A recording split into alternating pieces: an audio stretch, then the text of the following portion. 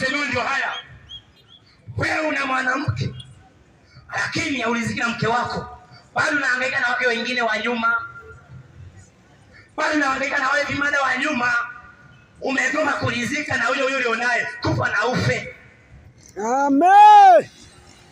Kama watu wako nyumbani kanateseka, kana kosa matumizi, kana kuwa matembele kila siku na shizile. Afu wale manani sio wanaitwaje, siwezi kuwasifia, hata ni maraya tu kama maraya wengine. Wanalishwa nyama, watoto wanakula dagaa mpaka zimeanza kuota tumboni, nakimbia.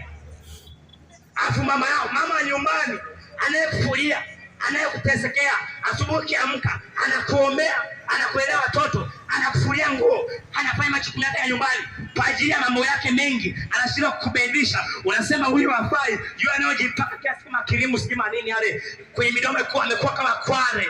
Ndio unaona ndio my baby, umemsahau yule nyumbani, kufa na ufe.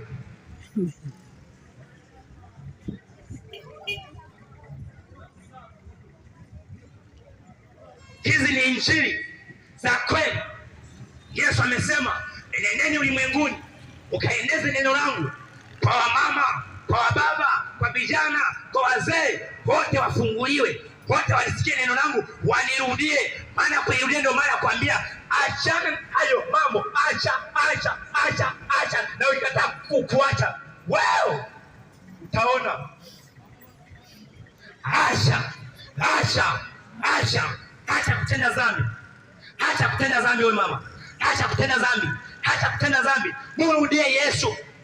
Raposha kata. Unaweza kusikia kama tunacheza hivi, lakini haya maneno sio ya kuchekesha. Wewe unaweza kucheka, lakini ngoja nikwambie, kule kuzimu wamejipanga. Ndio maana nimesema sio wewe, ni kuzimu ndio wamejipanga hivyo.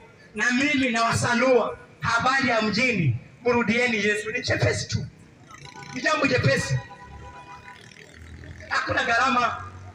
Hakuna gharama. Jamani, sio kumfuata Yesu. Yaani kusema kwamba mimi naachana yule kahaba, ananilia kwanza hela.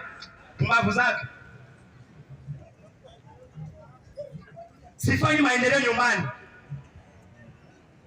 Hakuna maendeleo nyumbani.